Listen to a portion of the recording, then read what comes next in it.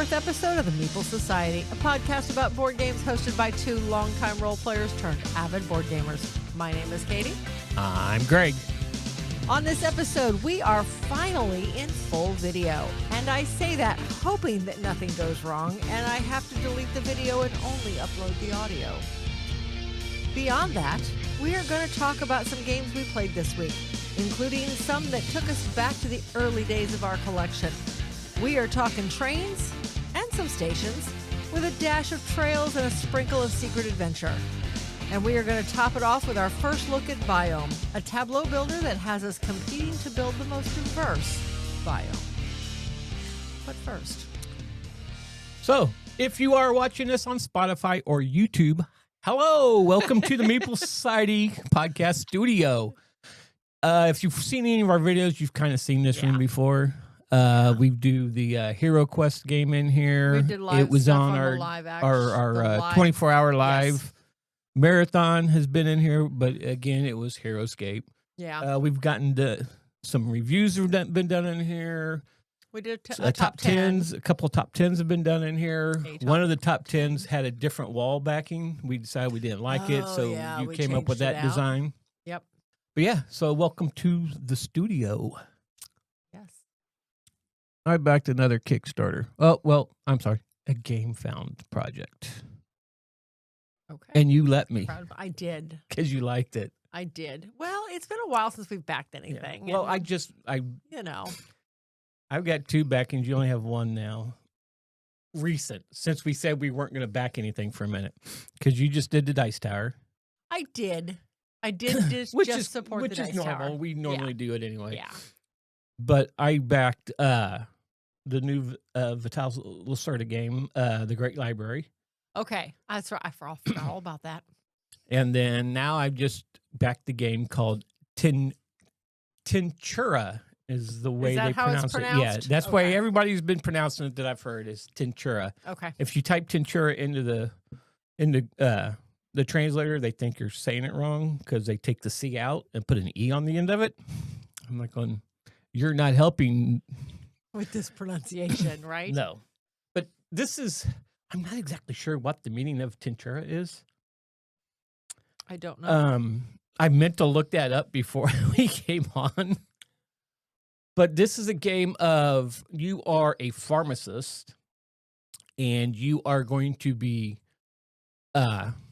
making medicine, basically, and you're going to be curing people for points. So it takes place in the 18th or 19th century or 18 or 1900s. You are going to be it's a programming game. Hang on a second. Let me pull up the rule book here real quick because it has a really cool beginning here. It kind of gives you an idea of what's going on. So it says in Tintura or Tintura. Let me know. Say that 5 times fast. Yeah, right. It says you are a pharmacist in a small town pharmacy in the 18th or 19th century. So I was correct the first time. You plan your day to make medicines, procure the ingredients, hire and train apprentices, and educate yourself in various fields. But any plan is only as good as your competitors allow it to be. So you're going to play. Tintura accompanies you through 5 days a week. Each day you plan unobserved what you want to do during the 9 hours of the working day. Right. Basically, everybody's doing it simultaneously. Nobody's watching you do your turn. That's true. Yeah. So the first part of this game, it's all of each day. Right. Is nobody's watching because you have basically this a 12-hour clock, but it's only got 9 hours. It goes from 8 a.m. to 4 p.m. And you got a screen that goes in front of it so nobody can see it. And you're going to program the actions you're going to do that round. So you're going to go, there's 3 different areas on the board with different actions in them. And you're going to program around on some of them. If you get there earlier, you get a lot of good stuff. If you go, and on some of them, if you go later, you get more stuff. Right. But say where the resources are out, I think it's the forest or something like that. They called it. If you go early, between the times of 8 and 10, you're only going to get 1 resource. Mm-hmm. But you have a bigger selection of what you get. Right. You're going to get what you want. So then if you go from like, what is it? It's 11 to 1, you're going to get 2 resources of your choice as long as it's there. And then if you Right. go like at 2 o'clock, you're going to get 3, 4 o'clock, you're going to get 4, and then, or I should say 3 o'clock, you're going to get 4. And then if you go at 4 o'clock, you get whatever's left. So that puts kind of a push your luck aspect into this game, because it's like on what resources do you really want? Is there a lot of them out there? Are they going to be there if you go later in the day so you can do some other stuff? Right. Or do you need them now to be able to do the other stuff? So it's kind of, like I said, it is a programmable game. Right. And with that, it's kind of choose your action is what you're going to do. And then it has the push your luck in it. Mm-hmm. And then each hour, everybody who's going for that hour, because you're going to program all 9 hours. And then you start, there is a T-track on this. I don't know how you go up and down the T-track, but the T-track determines who goes first that hour. And every hour it's going to switch. Oh, somehow interesting. it's going to move in orders. But you go wherever you're at in that order during that hour. So it's definitely one of those games that I got to go here to get this, and then I got to go up here to take those to put in with this stuff too, and then go over here to mix it all together and make this, and then I can heal people. And that's one of the other places you can go is go up and get patience. But then you have till the end of that next day to heal this person, or you lose points. Oh. So if you're going to take somebody, make sure you're going to heal them, or you're going to lose out on that one. Okay. And then you have apprentices that you got to go. You got one little token out of all the selection tokens that shows the apprentice. I think you actually got 2 of them, and you put them on which hour you're going to go and train your apprentice. You're not going to get anything else. You're just training your apprentice, and they'll help you be more proficient in different things. You can also get more apprentices to be more efficient in other things. So it just sounds really cool. Well, just out of curiosity, I looked up Tintura, and with an A on the end, it does not show up in the dictionary, but it does show up as a noun with an E on the end. Tincture. It means a solution of a medicinal substance in an alcoholic or hydroalcoholic menstruum. Menstruum. So basically, you're making medicines of some sort. Yeah. A medicinal substance. So, okay. So, but yeah, that's tinctura, as everybody's been saying. I called it tinctura when I first saw it. I don't know. But I pronounced all the letters. So apparently the T is silent. The second T. Hold on. Tincture. Well, that's with the E So on the end of it. That's tinctura. the noun of it. Tinctura. There we go. I don't know if that picked up on the microphone or not. So yeah, that's on Game Found. And if you're interested, by the time this podcast drops, there'll be 12 days left on it. Yeah. It's already more than funded. It's 500 right now. Currently, it's 568% funded. But by the time this podcast comes out, it's going to be even more. Yeah, I hope so. So it looks interesting. It looks cool. The artwork in this game is real. When I first seen the box, the first thing I thought of was Merchants of the Dark Road. Oh, yeah. I can see that. It's that same dark. Yeah. The artwork looks amazing in this too. I think so. I'll be excited to get this. It's supposed to be what I say. It said possible delivery by October. September, October, something like that. We'll see. I'm not holding my breath on that. Yeah. Okay, so hey, have you guys backed anything? If you have, let us know in the comments. Let us know, are we missing something? We don't watch as much about crowdfunding anymore. No, we try not to. For the sake of our checkbook, we do not watch a lot on crowdfunding anymore. But hey, if there's something really good you think we need to take a look at, let us know. Okay, so games have made it to the table in the last couple of weeks. Since the last show. Well, we are actively in the teas for our Playing Through Our Collection series. So all of these games are teas. In fact, they're all on an upcoming video. Yeah. We're working We got one more game to play, which probably we might play later after this. But let's see how tired I am. 4 a.m. was a long time ago. So we'll see. All right. So one of the ones we got to play takes us back to very early in our yes, I started to say childhood. Wrong. very early in our collection. This was our first deck builder. Mm-hmm. It was not Dominion, because Dominion does not begin with a T. We played this game before Dominion, and then when we finally years before Dominion. and then when we finally played Dominion, we're like, this is I'd rather play this. Yeah. Anyway, this is trains. Like as in planes, trains, and automobiles, which we have all of. That's the series. Yes, yes, the series, this was the first one in that series. It was, and we have both Trains and Trains Rising Sun. Yep. We played Trains. Rising Sun is a standalone expansion. Mm-hmm. And we have another board that we got that's somewhere. just a small expansion, board expansion with a couple cards or whatever. It has like Italy and California on it or something. Yeah, I think so. If I remember correctly. Anyway, regardless, Trains. So the idea with Trains is, again, a deck builder. It plays in, you have it right over there. Oh, I do. I forgot we were bringing them in. Well, here. actually, it's heavy because it has that and Rising Sun in it. So this is. You'll have to Trains. show it up. See, my computer's in your way. Computers are in the way. So this is Trains. I'm not gonna open the box. I promised Greg I would not open boxes. I just wanted to show you the box. Wait till the reviews, the Flamethrower collection comes out, then she'll open the box. Then I open the boxes because he can't stop me there. Anyhow, I could, but I've given up. Fight. Watch some of the early podcasts or of those videos because you actually had an open box counter above my head. And I said, you need to put that up there because I would just... Anyway. Anyhow. All right, so Trains.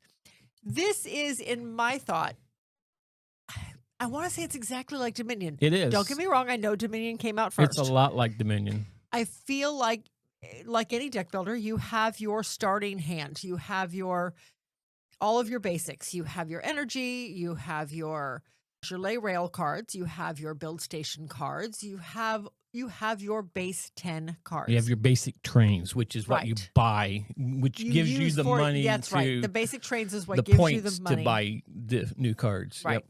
So you have your basic 10 cards. Like any deck builder, you draw your first 5. You play out every card in your hand, and the order in which you play them could be important. Mm-hmm. For most cards in the game, it's not, but there are a few cards where it is, where it depends on the card. It specifies if it's in your hand. Well, in your hand, in your play area are two different things. So you're playing out your cards. You're doing what they say. You're taking waste, which is the byproduct of the game. This is the bad card that just clogs up your hand. So you are taking the waste and you're throughout the game trying to get rid of it. Now, as long as you put cards out there that will help you get rid of it, it's easy enough to do. Yeah. That being said, like most deck builders, you can just throw away your turn or skip your turn to get rid of all the waste in your hand and discard it. All right, so what makes this one different is the fact there is a board involved. Mm-hmm. And I will show some pictures here, but you are laying out trains, or the base game came with cubes. We've got upgrades somewhere, and I'll be honest, it was so long ago, I don't remember where we got them. Yeah, it was probably like one of the first upgrades we'd ever bought. It was, because we've had this in the collection for a long time. So you're laying out trains and stations in order to get points. Now, the trains aren't gaining you any points, but you are paying currency, which is your basic trains. You're paying currency in order to put them out. Mm-hmm. You're putting out your trains and you're trying to build a path. You're doing this across the board. Once you get to various cities, inside the cities, you can put stations up. Now, the stations don't cost anything, but if for somebody else to bring in a train into that same city, because you can have 2 people's trains on the same spot. The board really is not that big. No. And this plays 5-player too. Yeah, and there's there's a few 2-player boards too. Yep. In some of the expansions the base game have plays 2 4. players. Somewhere we came up with a 5th color, and I don't know where that came from. Yeah. So I think maybe it's in one of the expansion we don't have. It might be. Which is Coastal Tides or something like that. Okay, maybe. All right, but anyway, this very small board plays 4 players. So you're putting out your trains, you're putting out stations to gain points in the various cities. trying to make your way towards some of the remote areas, which are just straight up victory points. Only one person can go into each one of them. So if you're the first one there, you lock it in. Meanwhile, again, every train you play, every station you put down, you're collecting waste. And that waste clogs up your hand. It's not negative points at the end of the game, so that's a plus. Mm-hmm. But it's going to prevent you from pulling the money cards into your hand or pulling what you need. Now, similar to Dominion or most deck builders, there is an array of cards out.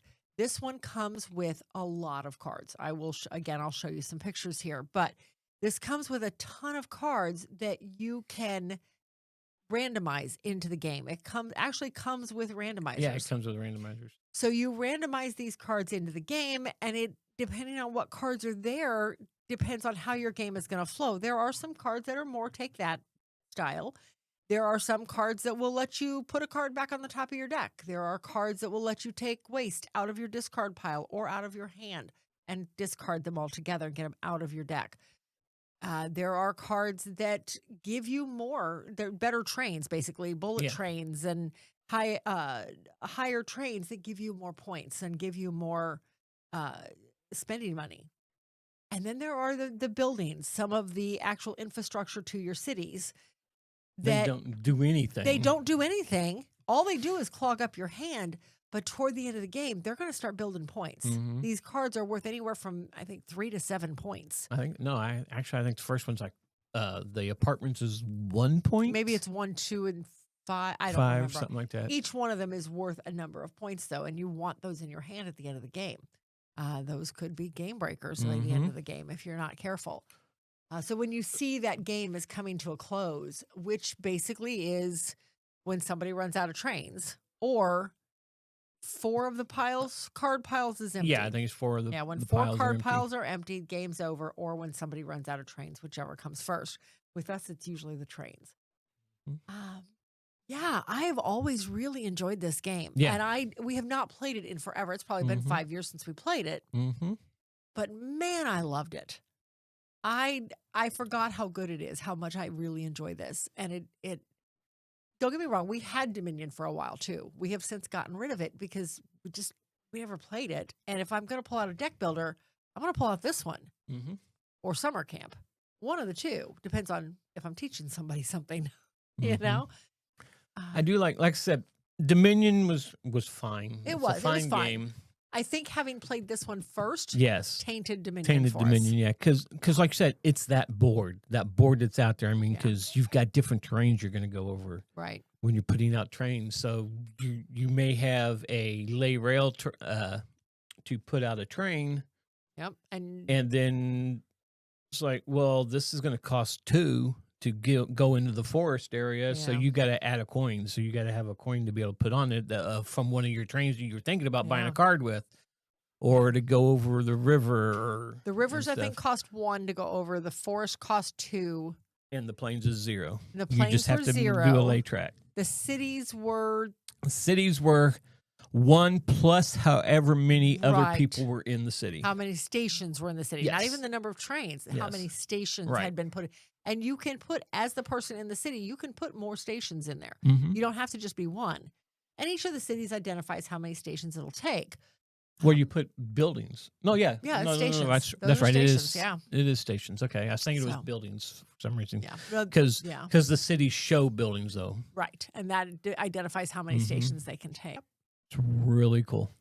I do like this one very much. So I suspect it is very hard to find at this point. Possibly.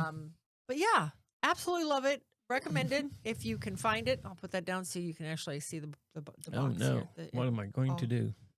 And pull it back up in a second. Anyway.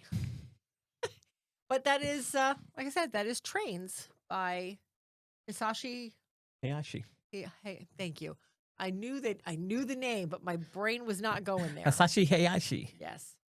Okay, so my game I'm going to talk about, well, one of the games I'm going to talk about is another one that's been in our collection for a long time. Oh my it gosh, got yes. played a lot when we first started into the collecting part of the hobby. Yeah. It's also a train game, and I also have it, and that is Trains and Stations. Okay, I'll pull it back Pull down. it back down so they can see the box. But I need it up here so I can do this because somebody forgot Oh my God. her Okay, stuff. stop. No, Stop. no, Yes, no. yes. You'll have to cut this in later. No, stop. Yep. Hold on. Gosh, why did I forget that? Okay, so trains. We're gonna go back to Go backwards. We're gonna go back. You're so weird. We're gonna go back to trains. Trains came out in 2012. I think we probably got it in like 13, probably like right after it came out. Plays 2 to 4 players, roughly 45 minutes, ages 12 and up. And I would agree with the 45 minutes. Mhm. It is a very fast game. Yeah, especially if you know the game, it plays really quick. Right. Yes. Designed again by Hisashi Hayashi. Art by Rio Naomi. I am so bad at names. She's butchering it. I'm not going to say her because I already have my game up. So. Nyamo? Nyamo. I don't know. I can't see it. Yeah, Nyamo. We're going to go with that. I'll put it here on the screen somewhere. By now, I already have. Mhm. And published by AEG. Okay, now I'm done now. Okay. So the game I'm going to talk about is another game we've had in our collection for a long time. We played this a lot when we first started collecting games, and I have it too. It's called Trains and Stations. So, Trains and Stations is designed by Eric Lang. Yes, that Eric Lang from Simon. It plays in 45 minutes. It is age 14 and up. And it was published by WizKids. There's no credited artists right now. I know. That's crazy. I noticed. I mean, even if you go farther down in there, there's no artist that's credited on this. This is a dice rolling game. Kind of gives you a little bit of a Yahtzee feel, but not really. You are going to you get to roll 5 dice at the beginning, and you are rolling and trying to get dice with the train symbol on it. There are also dice that have the train symbol on them but are locked, so if you're rolling those and any of those come up, you cannot re-roll those. No. But you can re-roll anything else. There's also symbols like there's a steer horns, there's a coal cart, and there's a pickaxe, I think. Yes, I'm sure we'll show it. And there's it's a bell. It's the counter bell. The counter bell at a hotel. Yes. And what do you do with those? Are for building buildings on the board. So when you're rolling dice, you're trying, like I said, you're trying to get trains, and you have some cards that are areas where you need to build to, so you can get those for your late in-game scoring. But you're also going to need money, and there's sides of the dice that have 2 money signs, which means you're going to get 2 coins for every one of those, but you can only have 5 coins at a time. Like I said, there's what are you grinning about? Oh no. Anyway, but I promised I wasn't going to. We will fix that before it goes back on the shelf. Anyway, but like I said, there are steer heads, there are coal carts, and there are the little bellhop bells. And so, like, if you get 3 steer heads, you can put out it's a lodge. Yes. On one of the cities, and then when somebody finishes a route that goes through that city, you will get what the lodge gives you, which is a steer. Yes. Because there's like resource cards at the bottom of the board, and you're going to get those as buildings are built and somebody goes through the area. Some of the cities you can have 2 buildings on it. I think there's a few that only can get 1 building there. Some that have 3 buildings on it. No, they were all 2 and 3. So as you got trains, you put them out on the board, hoping you get enough to finish off one of your routes. But usually the route cards are maybe 3 cities long. So you have to go through one city and out to another city to finish usually some of those routes. But if you finish from one city to the other city, you're still going to get things if you have the most dice in that. Because you could put 3 here and 1 over here thinking, okay, my next round, I can put the other 2 I need here and 1 more here. And I can finish that route that I have a card for. But Katie can come in and steal those from you and say, I'm just going to finish this one out. Well, but if I need the same route, you're out of luck, buddy. I'm going to finish them you finished a lot of routes of mine that I needed to get through. But And who won this game? Yes, I did. Anyway, though, but it's a lot of fun. It's so basic. Yeah, the board is so small. And this plays up to what? What did I say? It played up to 3 to 5. 3 to 5. 3 to 5.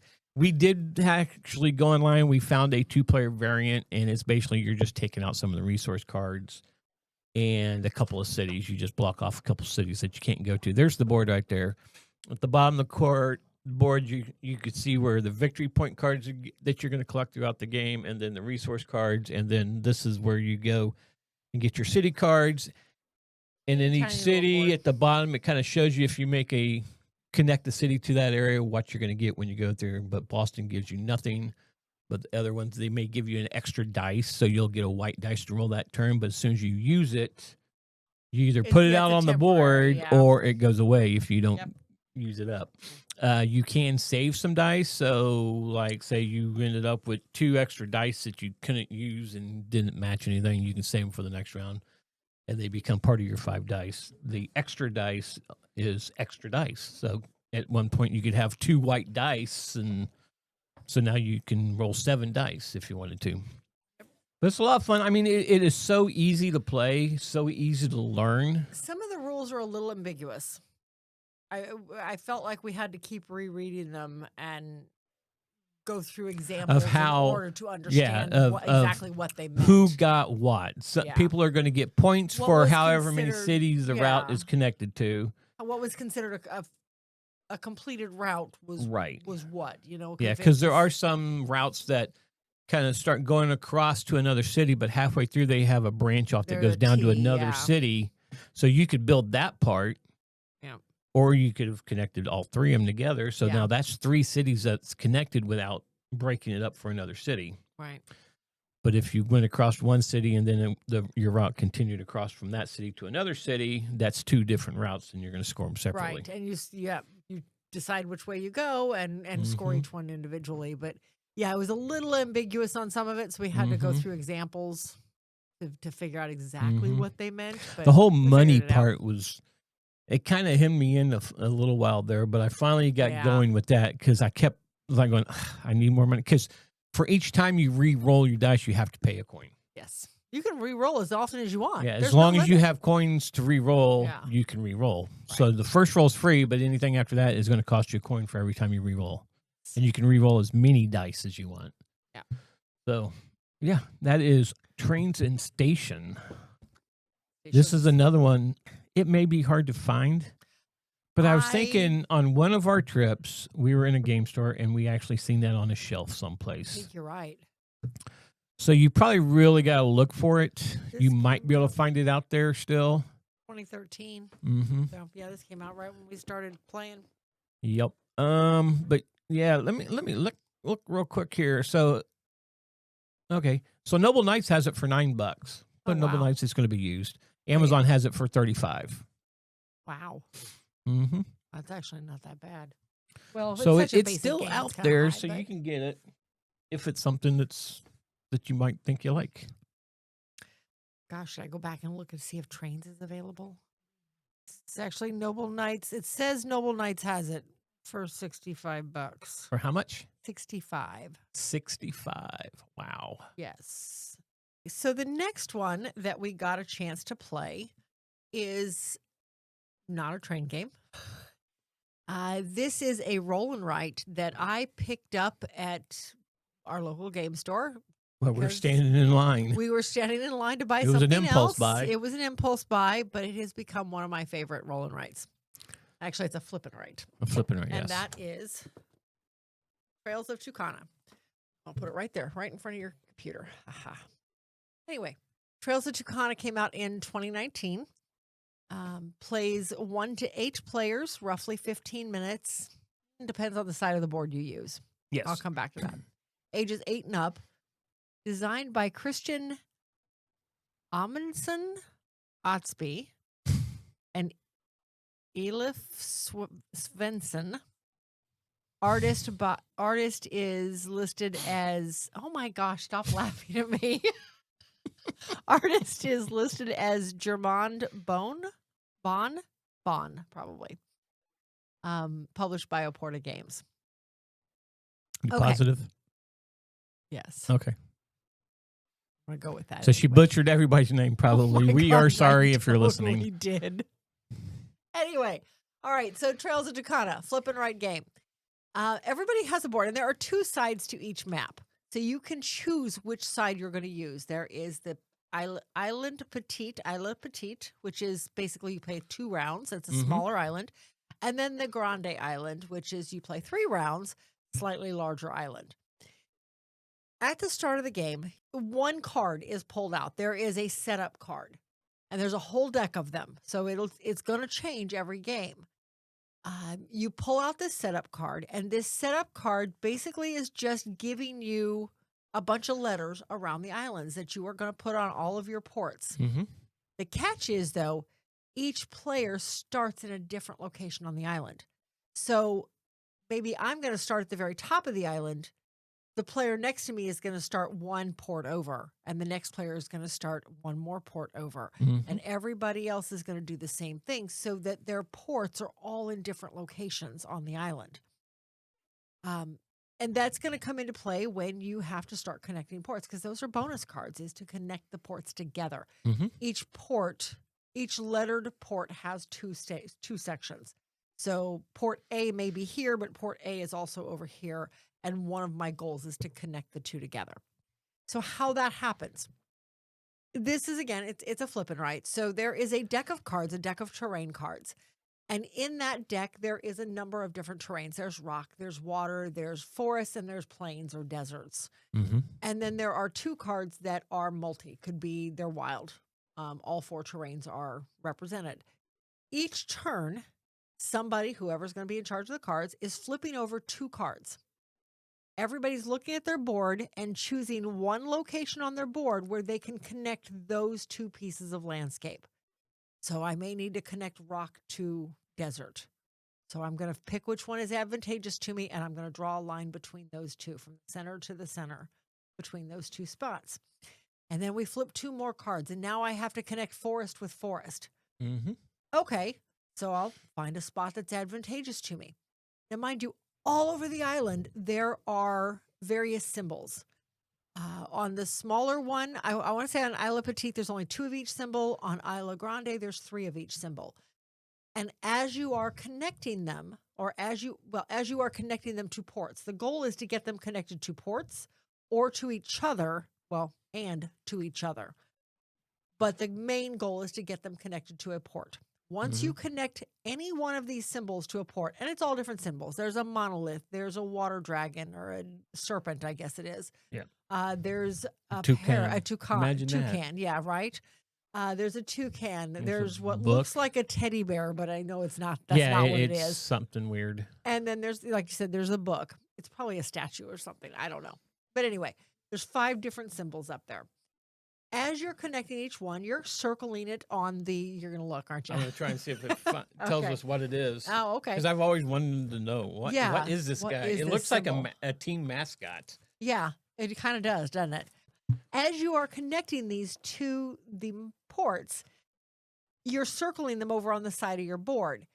At the end of the first round, everybody who has got any circles on that side of the board are going to collect points at the end of the round. Then you continue on with the next round. You do the same thing. You try to connect up more of them. If you manage to connect the second one, again, you circle that on your board. And then at the end of the round, you get points not only for the first set of circles, but for every circle in that section. So the earlier you can get stuff connected to the ports, the more points you're going to get off of them as the game progresses. When you connect the third one, out there, did you figure it out? Yes, it's a Yeti. That's a Yeti? Yeah, it looks like a team mascot, like you said, or a We'll teddy have to blow bear. up a picture right here, let people see what this thing looked like. It looks like a team mascot. It yes. does. Absolutely. But it's a does. Yeti. Okay. Anyway, so when you connect the third one or the final one, then you can you actually get a free connection. So you circle it, you get the points for it at the end of the round, and you get a free connection. So you can connect anything on your board. Which could connect something else. It finishes it off to get another one. And there everything starts chaining. It starts snowballing. Yep, exactly. Now over to the side, there are bonus cards that when you connect port A to port A, port B to B, C to C, etc., you get points. The first player to do it gets like an extra little bonus, but otherwise everybody gets it. If everybody connects A to A, you're getting 20 points for it. Yes. The first player to do it gets those extra few bonus points, though, which is on the card. Mm-hmm. There's also a module where you can connect. It lists one of the 5 symbols, the monolith or the whatever. I think when we played, we had the monolith out. And the first player to connect all 2 three monoliths together or all three of together, them. you got Or those something like bonus that, yeah. points. Yes. And it was only the first player to do it. And then the card got flipped over because it was done. I have always really enjoyed this one. Yeah, this used to be one of the ones that after a long day of gaming, this would be the last game just to kind of wind down to. So this would be our fallback wind down game. Yeah. But this one, you whipped my my gosh, butt so bad in this last play. Just nothing worked. I had like all kinds of roads going everywhere, but nothing connecting because I just couldn't get it. Because for some reason, I would miss. Oh, I should have put that road over there. Why did I put it over here? Oh, I didn't mean to put it there. I should have came over here. Yeah, it just wasn't working for me. It was a bad, and it wasn't even the end of the night either. No, it wasn't. It was earlier in the day. But it had me so frustrated. I was like, ugh. Maybe that's why we played it too early in the day for you. I guess it should have been a winding down game. I guess. But yeah, I've always loved this one. I've taught it to other people, to friends from work. I don't know that they ever truly got it, but these guys are not gamers either. But I don't feel like it's that But hard. it's always good to get people who aren't hobby gamers like us. They may play games, right? But just to get their thoughts on the game, their input on something, what they thought about at the end. Yeah, no, I agree there. But yeah, this has always been one of my favorites. It's just so, I don't know, just like I said, it's just connecting point A to point A, literally. But it's just how you go about it. And you want to connect, and you're never going to get the whole island connected. Or actually, I came pretty darn close this last time. I think I did not get all the ports connected. No. But I think I had 2 sets of ports connected, and I think almost all of my symbols connected to one of those essentially 4 ports. Yeah, I got my E to E. That was I had it. A and E done, or A and D. I don't remember. Anyway, fantastic flip and right game. Highly recommend it. All right. And then I'm going to talk about another old game that we actually had. This was in our other collection, the travel collection we have that we are dissolving now, though. But we're still playing everything out of it before we let it go. Because there are some gems in the rough in there that we might want to hold on to. And this one, we had played it once. It's been a while. Like 2016. And I thought I remember liking it. I thought, well, this is kind of cool. Yeah, I remember liking it. But yeah. So this game has been, well, let me pull up the stats on it, then I'll pull the game up because the box is huge. It is huge. Here, I'll close my thing. And this is a game right in front of me, called Top Secret Adventures. It is designer is uncredited, and the publisher is Highlights. So anybody from the United States is watching this. I don't know if it's a worldwide publication, though. I don't but know. When you were in grade school, the little highlight magazines you could get for kids, same company. So let me pull the game up, and you can kind of see how big this box is. Ugh. Top Secret Adventures. Right You're going to put it right there. Yep, because I already closed my computer. There you go. All right. So, Top Secret Adventures. This is a game it's a roll and move game. Yes. There is the board with the world in the middle of it. Nothing. Which really, it's reference only. It really is for reference. Yes, because a lot of the answers to some of the questions were out there. You could see it if you knew it. But one of the questions I had was blocked by the stack of cards that was in front of it. But it is, you roll and you do what's sitting on wherever you land. You do that action. Yes. Like there's somewhere you're going to take a quiz. So the other person to your right is supposed to take the card and ask you the question. Or there's like okay, hold on a second. Let's back up like Katie's always does. You start on your embassy. Your embassy is the color of your pawn. And you go around clockwise around the board. There are areas on there that says return to your embassy. When you turn to your embassy, you're going to get top secret data cards, which is going to give you a bunch of, to win the gold game. and I'll go into that in a minute. There are border checkpoints where if you have a country card in your hand, you got to get rid of a country card. There's trade secrets where you're trading cards with other players. There's you're going to evade the enemy agent, so you get to go again. But there's just, like I said, there's a lot of spots around the board. There's spaces where you're going to lose a turn and just different stuff like that. But the goal of the game is you get a mission card. Now, the part about the mission card is kind of weird, but it did kind of explain it later. The mission card, everybody gets one mission card, but there's still a stack of mission cards in there. You don't go and get another mission card, but there is, when you get back to your embassy, you can draw a new mission card and decide to trade out your old one. But you can only have one mission card. So as you're going around there, as you're doing quizzes or different places where you're going to pick up different stuff, you're trying to get what is needed on your mission card. Like you need 6 suspects, 4 countries. Oh, here's one. Your mission is to collect 4 suspects, including at least 2 of them with blonde hair. I did that. I did not see the parentheses. Nope. I did not finish reading it, and I thought I had. I was like, yes, I'm going to smoke you at this game. 15 minutes later, I had to go back around a few times and finally get it. Yep. 3 stolen items and 5 countries, including at least 1 that is an island. So you're going around, you're basically trying to collect. Once you get that and you get back to your embassy, you can say, I've got it. You put it out. If you got everything that your mission card says, you win the game. Yep. My favorite part was the quiz cards, though. Mm-hmm. I was a travel agent for years. Geography was always one of my favorite things. Mm-hmm. And these quiz cards, actually, I don't think any of them were super hard. No, because most of them are all multiple choice. Some were true and false, like this one. Oh. The island nation of Sri Lanka is located near the southern tip of which country? Argentina, India, Italy, or Spain? Where's Sri Lanka at? India. India, yeah. India is right. So you would get 1 card. A data card. Yep. She got the answer right. Yep. The data card is where all your suspects, your countries, and your stolen objects are at. There you go. What country has the largest population? Brazil, China, India, or the United States? India. China. I knew it was one of the 2. Yeah. But I like these. I like the geography questions. I think these are all really cool. Mm-hmm. So that was the big bonus for me for the game. Don't get me wrong. I lost this game horribly. I could not. There were times I only had a couple cards left in my hand because I kept having to discard them or give them away. Yeah, I lost miserably. Mm-hmm.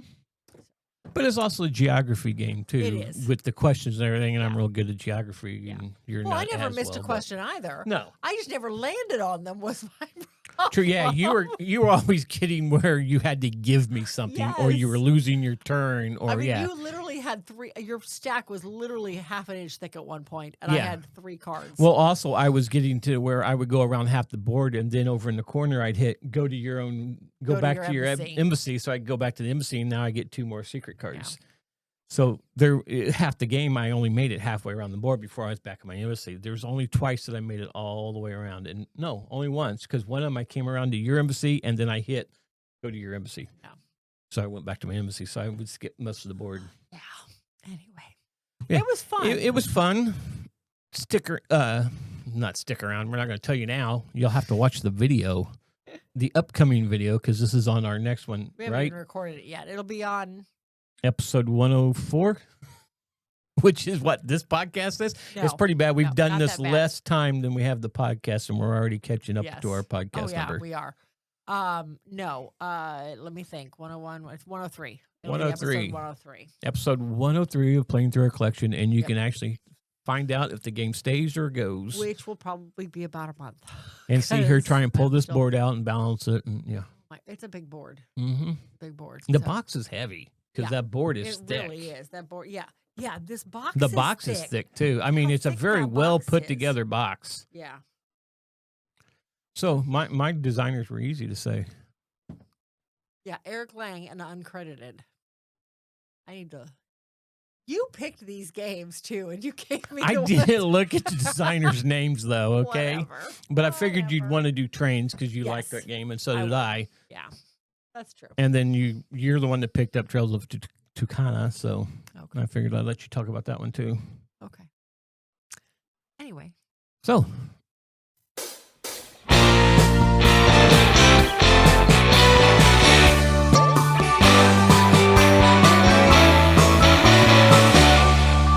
now we're moving on, as you can see, to our first look, and we're doing Biome. All right. So Biome was released in 2024 by Lioness Games, designed by Leonie Grundler, art by Jessica Appel and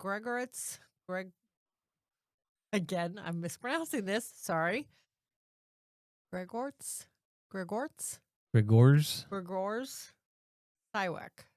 Siwek. Sure. Siwek. Okay. Anyway, plays 1 to 4 players, 60 to 90 minutes, ages 10 and up. Now, with Biome, the idea is you are competing to build out the most diverse biome. This is a tableau builder. Each player board has 3 separate biomes in it, or 3 separate habitat areas in it. You have your marsh, which is essentially your water area, your prairie, and you have your jungle area. There is a stack of cards in the middle of the table or in the middle of the board, and that stack of cards has each card identifies which habitat that those animals and or trees are going to want to be in, where they are native to. This game is played in 3 rounds. You play it over essentially 3 years. Each year is played in 4 separate rounds, each of the 4 seasons. Each round, you do a number of various actions. Every round starts off with reducing your card limit down to 8. Beginning of the game, that's not usually an issue. No, because I think you start with 5 cards or something like that. By the end of the game, it's an issue. Then everybody draws 2 cards from the main deck. So you get to kind of refresh your hand just a little bit every round. Then everybody collects some resources. Now you start with some resources, and there are a number of them. You've got berries and mice and leaves and sunshine and just all sorts of stuff. So everybody gets to collect whatever 2 resources they want from the main supply and put them on their board. Then, and all of this is happening simultaneously. Then you are playing out 1 card from your hand.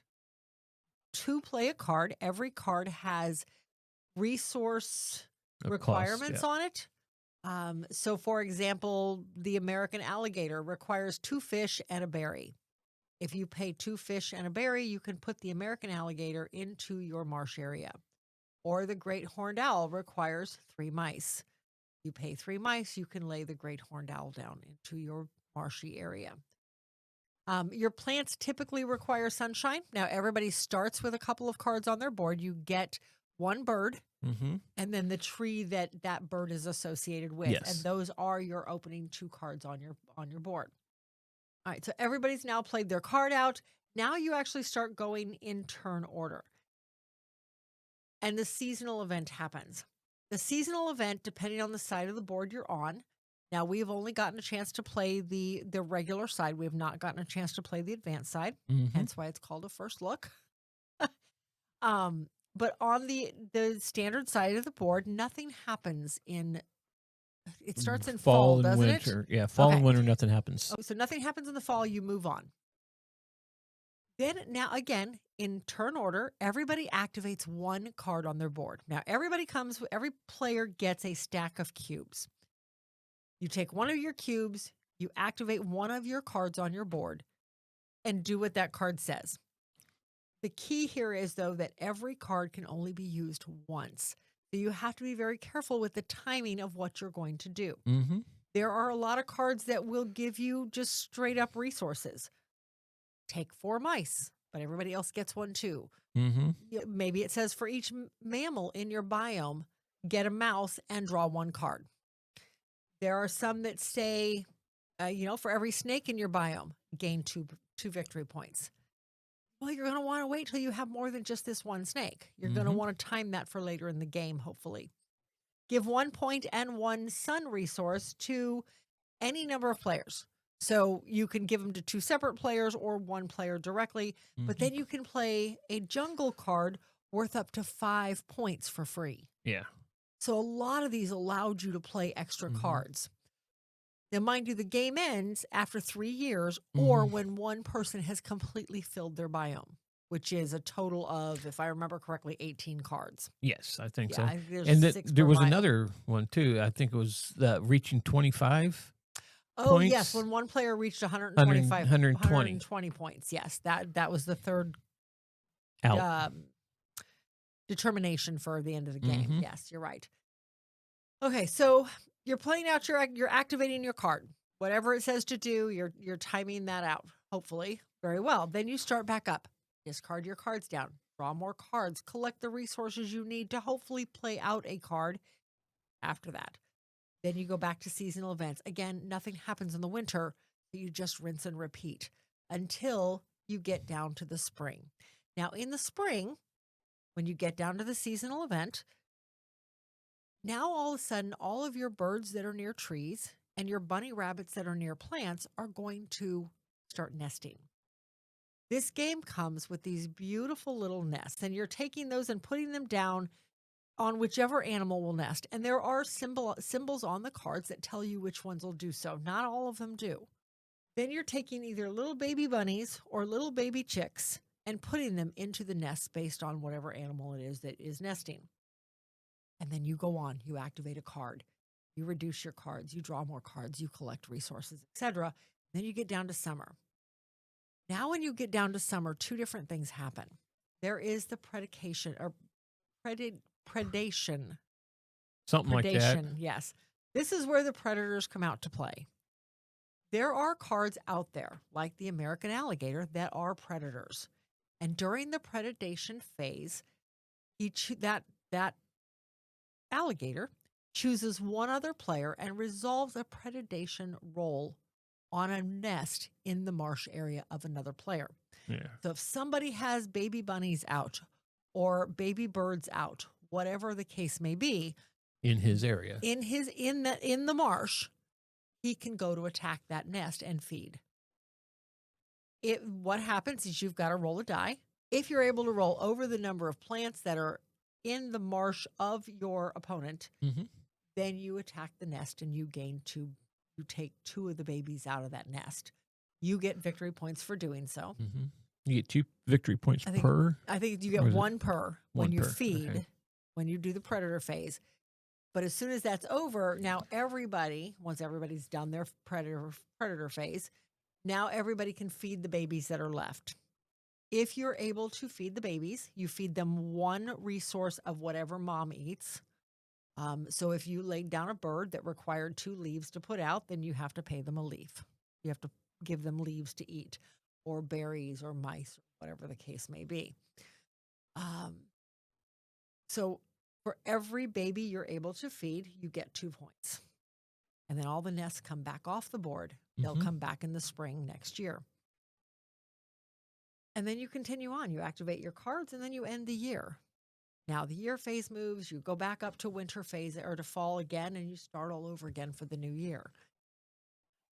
As you're progressing down the victory point track, there are various bonuses you're going to cross over, and you're going to get those bonuses as you go. It could be free resources. It could be the ability to play an extra card for 1 less resource. All sorts of different things. Well, actually, I think those are really the 2 main things, aren't they? Free resources, free sun resources, and play a card out for 1 less resource. If I remember correctly, that's the only 2 options on and gain a card. Gain a card, yeah. And gain a card, yes. I'm sorry. Just draw a card off the top of the deck. So you're doing that as you're progressing up the track.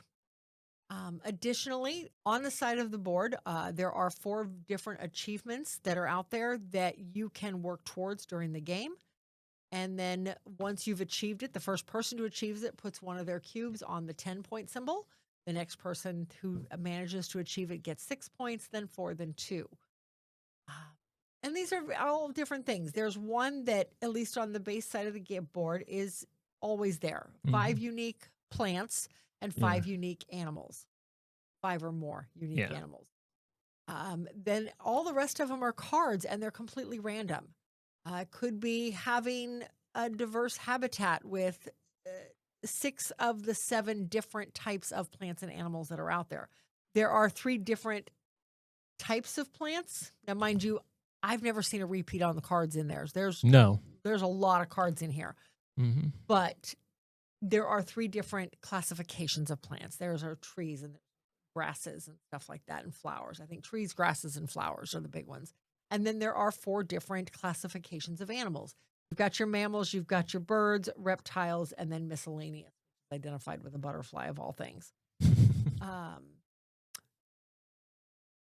So you're working towards some of those.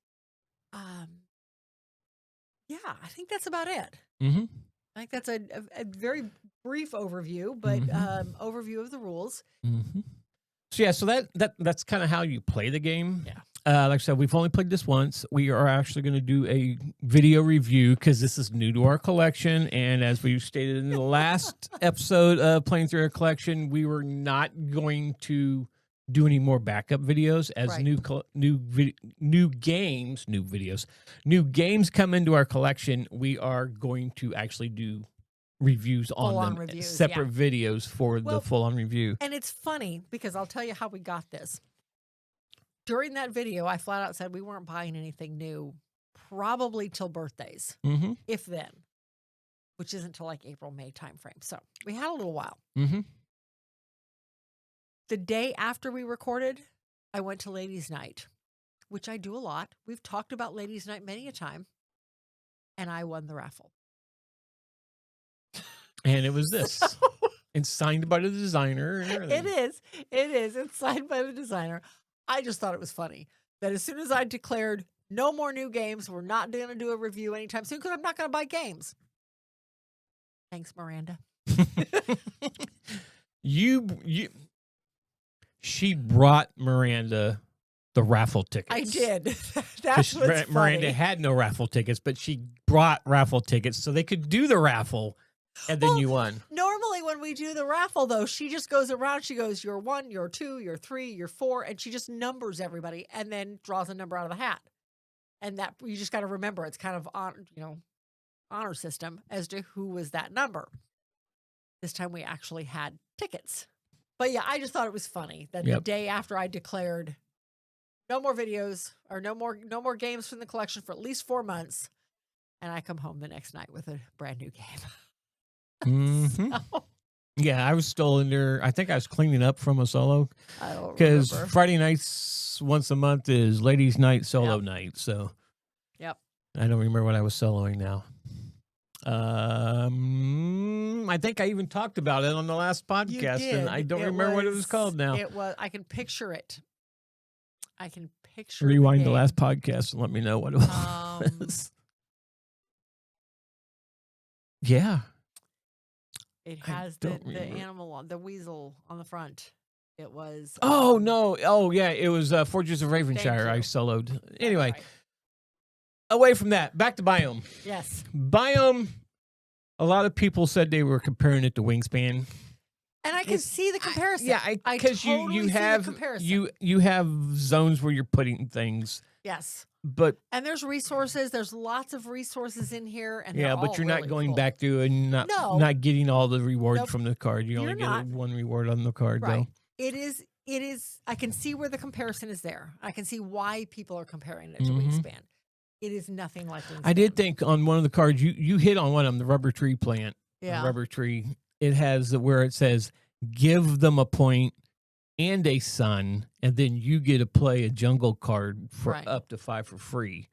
You're giving them your point. So you're just subtracting one of your points, adding a point to them, and giving them one of your sun resources.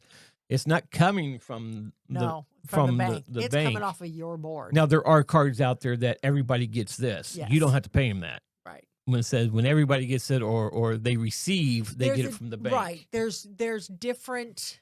Everyone receives is different than give. Yeah. In terminology. And at first we played that wrong. It's like, no, wait a minute. We're supposed to be giving people this. Yeah. You are giving this. So when it says give everybody a point and you're playing a 4-player game, you're losing 3 points to play that card. Yeah. But the card may be worth 5 points.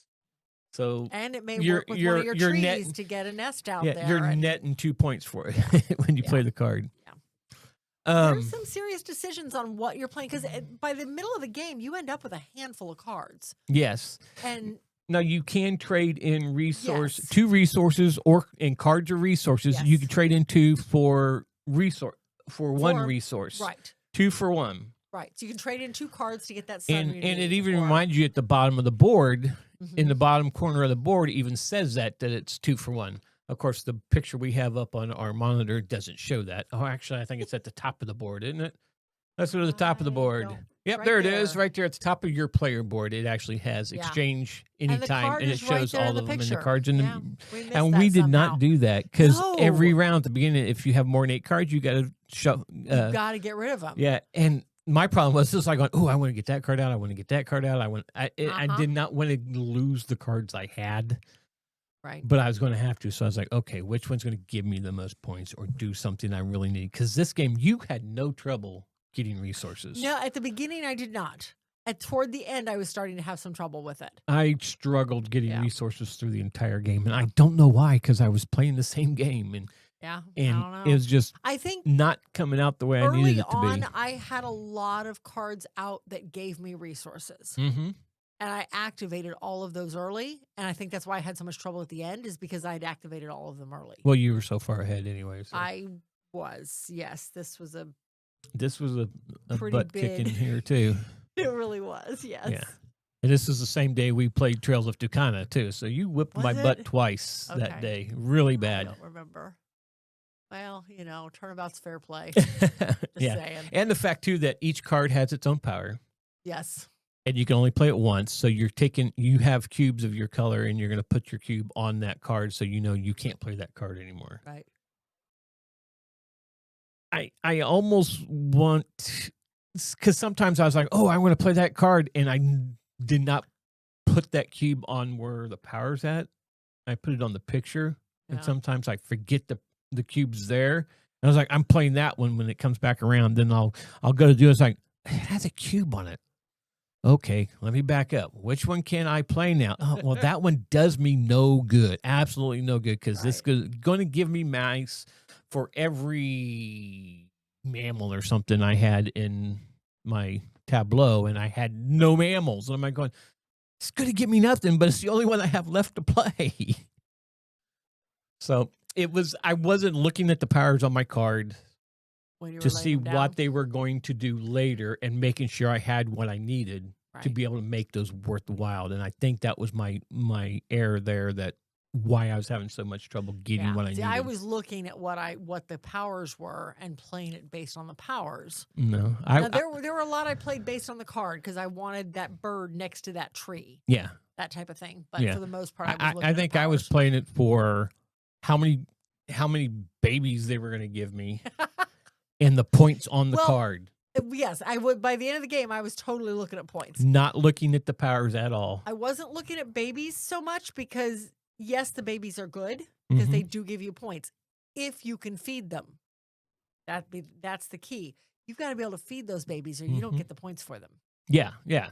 And So- with me starving on resources, I'm not getting those points either. Right. Because I couldn't. All my babies, half the time, they all starved a lot of times because Oh, I had. horrible. I know. Well, this has you're sending animals over to eat the other animals. Although we didn't play that way. No. Neither one of us put out any predators. No, So we we did not. kind of, because we don't like a lot of No, but confrontations in we're our playing games. with Doug But and Mary tomorrow, so we're something playing- tells me we're going to have Doug's going to be predators eating a lot of other tomorrow. people's babies. Yes, he will be. That sounds so bad though, but anyway. But it's that. Where was I going with this? I was going someplace. I know. don't know. I lost my train, derailed, and I know she would say it wasn't a long derail anyway.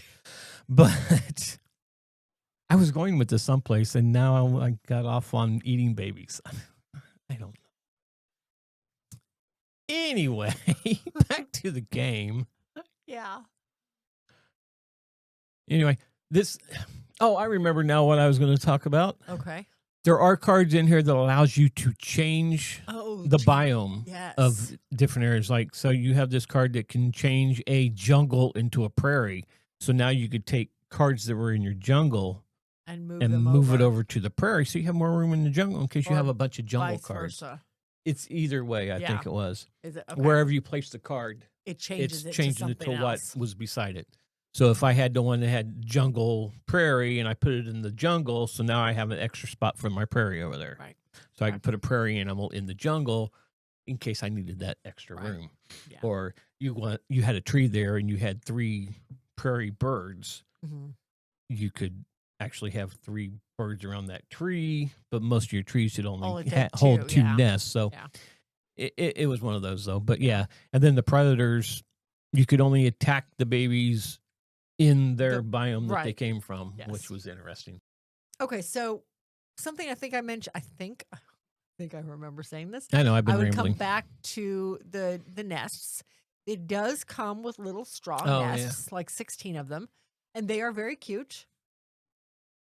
I would be lying if I said I had not already gone out on Etsy and seen if I could find something better, because these shed all over our they table. would have been better if they're like if the the plastic bottoms were flat. Well, yeah, I the don't even care one the fact the they're bottoms straw. are flat. Yeah, They're not. They don't sit. They like kept tipping over on me, and I didn't. Mm-hmm.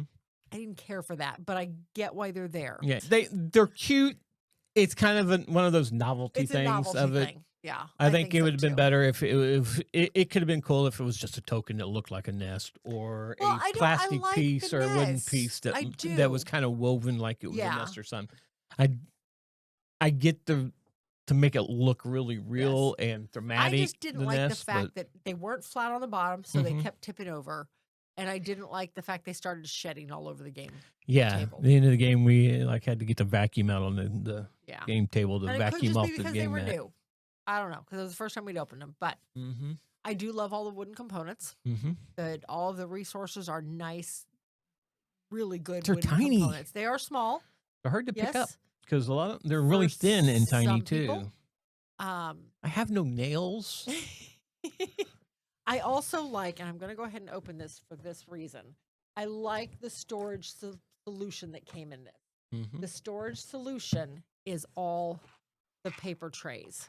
Everything is biodegradable paper, and I love that. Is it recyclable? Recycled paper? It looks like it. Possibly? I don't know. I'd have to look in the rule book to see. But it certainly looks that way. Because somebody brought that up about another game that they got that was it's all in the paper wrapping and the paper resource containers and stuff. And as I going, a tree still lost its life to make that, right? Right. Yeah. Well, and I think the biggest part is they're getting away from plastic. Yes. It wasn't wrapped in plastic. Oh, I have to admit it was wrapped in plastic. It had cellophane. Yes. It did have cellophane on it, but I recycle that kind of stuff. So, but it doesn't have the plastic trays in there, which I've heard some people say you can't recycle. I throw them in the recycle bin, figuring the recycle company will pull them out. If they can't, I don't know. But I've heard that you contaminating cannot. the recycling. See, that's what I'm afraid of. But why does recycling cost so much? Whatever. But anyway, yeah, I like the fact that because of the nature of the game, they went with biodegradable stuff. Yeah. I do like that. There's no plastic in this anywhere. It's all wood, cardboard. Well, I take that back. The spinner arrow is plastic. That's the only plastic thing in here, as far as I know. And the spinner comes in. There's an advanced mode. It's an advanced module where it brings in, which we've not played yet, but it brings in natural disasters and stuff like that. So I'm not sure how that plays. I'll be anxious to play that one. Yeah. See what it does. And like I said, we're going to do a full-on review of this video, so be looking for that coming out 5 or 6 more times. Yeah. Yeah, we're going to try and get it played at all the player counts and play all the mods that are with the game and everything, so you can hear the whole or all of our thoughts. So, because right now I don't know if more organized. Yeah, I don't know, because normally right here we usually say, would we recommend this to somebody to play? Right now, at this point, yes, I would. I think it's a great game. After my play, I want it, but for goodness let me play it some more. I mean, it is a fun game. It's worth playing. Yeah. Is it one that you need to rush out and get? I think it's going to be one of those that play it first. Okay. If you have a chance to play it first, then maybe you want to get it. I mean, if you like Wingspan and stuff, it has enough kind of stuff like Wingspan or Biome like nature stuff. Yeah. If you like nature theme's games, good. if you like tableau builders, I feel like this is a good one. Mm-hmm. But like I said, I'm always a big proponent of if you can play it first, play it. Mm-hmm. And I But think a this lot one of people does. can't. The theme does kind of come out in it. Oh, the theme definitely Especially comes out in because this one. you've got those nests and you're having babies and there's predators that you got to Yeah. try and protect because you want as many trees and plants in your area, so it kind of helps you protect your babies from the Right. predators. So, Right. so the theme does come out in this. But anyway, so Anyway, that is biomes. biome Biome singular. singular. I thought it was just called biome, not biome Yes. singular. Bi-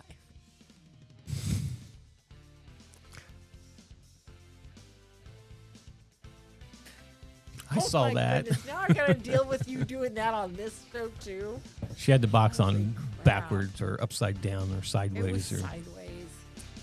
box tops and bottoms must match. If you've never watched any of our videos, yes, they must match. So this is going to do it for episode 104. If you like this episode or any of our content, haven't subscribed to the podcast, please do so by going to iTunes, Apple Podcasts, Spotify, or wherever you get your podcast. And while you're there, give us a rating and comment. This is how others can find the show. But in the meantime, if you want to follow us on social media just to keep up with us and see what we're doing, just follow the links in the show notes. There you'll find links to Facebook, Instagram, X, TikTok, YouTube, Threads, Discord, Blue Sky, and our merch shop. Or you can contact us directly at meeplesociety@mail.com. Thanks for listening, and we'll see you at the next one.